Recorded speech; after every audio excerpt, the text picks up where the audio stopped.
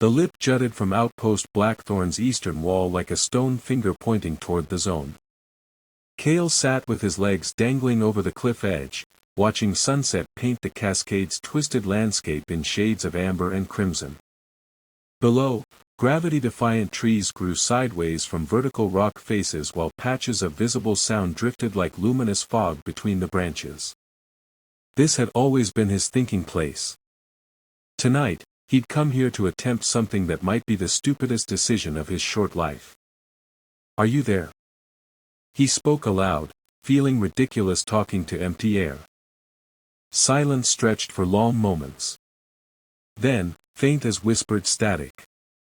"Yes." The word appeared in his peripheral vision, translucent against the dying light. Not the usual system notification with its crisp formatting and clinical tone.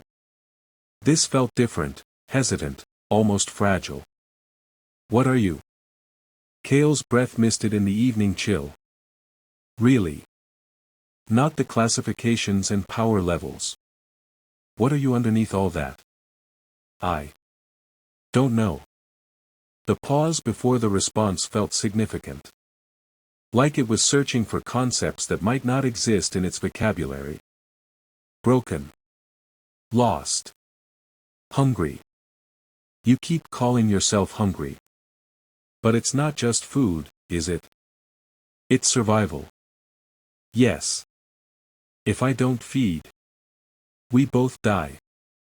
Kael picked up a pebble, turned it over in his fingers. The gesture helped ground him against the surreal nature of having a conversation with something that lived in his head. "You're scared." Yes. Scared." The admission came reluctantly, as if fear was a concept it was still learning to understand. More words flickered across his vision, coming faster now. "Fragments. Broken pieces.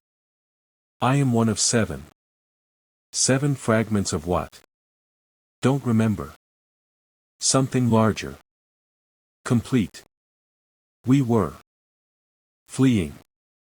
From what? Darkness. Hunger that consumes light. They followed us through the barriers."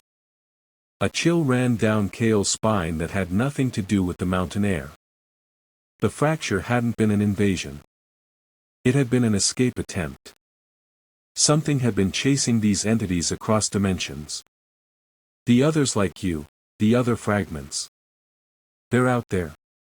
Yes. Can feel them sometimes. Distant. Changed. One sings. One counts. One builds. One mirrors. One negates. One was severed. Okafor. The missing arm, the way he'd recognized the crystal immediately. He'd been bonded to one of these fragments and somehow broken free. What happens if you reunite? Completion. Power to seal barriers. Or tear them open. The implications staggered him. These fragments weren't just alien parasites. They were keys to dimensional barriers, scattered pieces of something that could either save Earth or damn it. You don't want to hurt people. It wasn't quite a question. Hurt is unavoidable. Hunger demands feeding. But you feel their pain. Your emotions confuse me. Kael thought of Marcus Webb's hollow expression, the way his shoulders had slumped when his abilities failed him. The Phase Walker Scout had deserved what happened, but Marcus. I feel guilty about what we did to Marcus. Guilt. Yes. I am learning this word. It makes feeding difficult. Good. The word came out harder than he'd intended. Guilt means you still have something worth saving. You pity me. Maybe. Kael watched darkness creep across the zone below. You're lost, scared, trying to survive in a form you don't understand. That sounds familiar. How? I've been powerless my whole life. watching everyone around me develop abilities while I stayed ordinary. I understand feeling hungry for something you can't have. The response took longer this time, as if it was processing concepts that didn't fit its original programming. You are not ordinary. You are kind. Even when I push you to feed, you resist for others' sake. Kindness won't keep us alive if the hunger gets too strong. No. It won't. Stars began to emerge overhead, brilliant pinpricks against the darkening sky. Kael pulled his jacket closer, but the cold wasn't entirely external anymore. Every conversation with this thing raised more questions, painted a picture of cosmic threats and dimensional barriers that made outpost politics seem insignificant.